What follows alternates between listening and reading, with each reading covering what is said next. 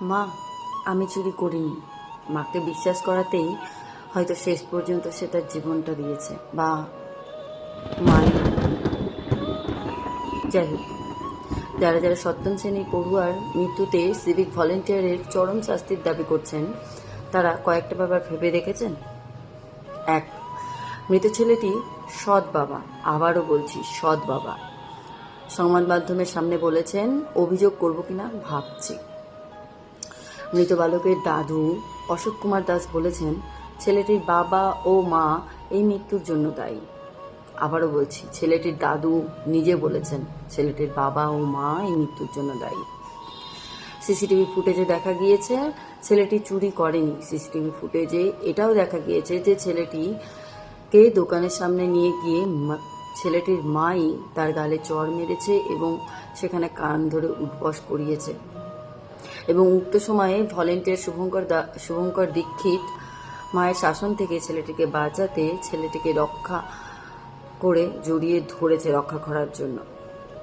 ঘটনা এত সময় ঘটে যাওয়ার পরেও ছেলেটির মা কিন্তু কোনো রকম কেস ফাইল করেনি, কোনো রকম এফআইআর করেনি পুলিশের কাছে। চোর অপবাদটি সিভিক ভলেন্টিয়ার শুভঙ্কর দীক্ষিতের দেওয়ানা, বা সেও রটায়নি।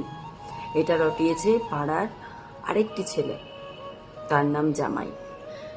ঘটনার পর তার খোঁজ পাওয়া যাচ্ছে না। এইবার সবচেয়ে স্ট্রাইকিং ব্যাপার যেটা, সৎ বাবা এবং মায়ের সংসার থাকতে থাকতে ছেলেটির মনে দীর্ঘ দিন ধরে কি এমন অভিযোগ জমে উঠেছিল যে সবার সামনে মায়ের শাসন সহ্য করতে না পেরে সে নিজেকে শেষ করে দিল।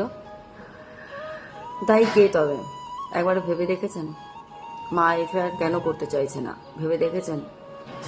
সব হিস্টেরিয়ার বাইরে একবার ভাবুন, নিজেকে প্রশ্ন করুন যে আসলে এই ব্যাপারটা কি হয়েছিল।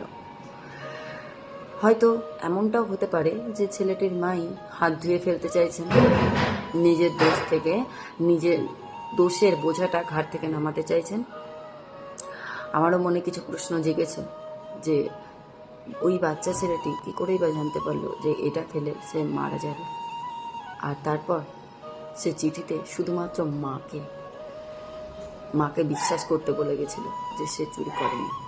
তোমাদের কি মনে হয়? কমেন্ট বক্সে কমেন্ট করো আর ভিডিওটা শেয়ার করে দাও। নমস্কার।